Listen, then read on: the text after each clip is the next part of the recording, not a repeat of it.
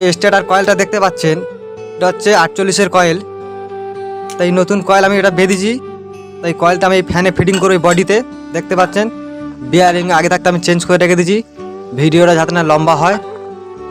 তা বন্ধুরা ভিডিওটা সম্পূর্ণ দেখবেন, দেখলে বুঝতে পারবেন আমি সিলিং ফ্যানটা কীভাবে ফিটিং করছি। এটা 4টে লিড করা আছে, আমি ভাগ করে লাল হলুদ কমন করে নেবো এই সাইডটা, আর এই সাইডটা ক্যাপাসিটারতে রেখে দেবো।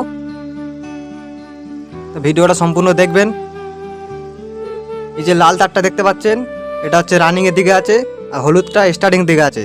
যেই সাইডে স্টার্টিং আছে ওই সাইডে ক্যাপাসিটার হয়ে টেপ হয়ে যাবে, আর এই সাইডটা ফেজ যাবে দেখতে পাচ্ছেন। আমি ওটা বডিয়ে ফিটিং করব। ফিটিং করে আগে আমি দেখিয়ে দিলাম।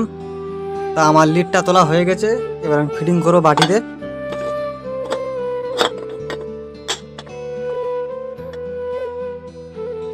ম্যাগনেটটা সুন্দর মতো বসিয়ে নিতে হবে, না যেন টাল হয়ে থাকে। এখানে কয়েলটা আমি লাগিয়ে নেব।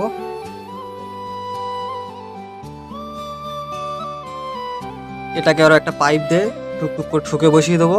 ম্যাগনেটের সাথে মিল করতে হবে, ম্যাগনেট ছাড়া উঠে থাকলে কয়েলটা গরম হবে।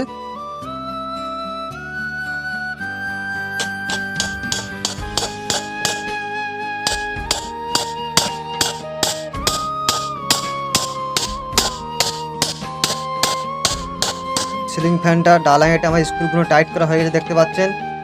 আর ক্যাপাসিটার কি কানেকশান করতে হয় আপনাদের আমি দেখেছি, লাল হলুদ তারে ওইভাবে কানেকশান করবে।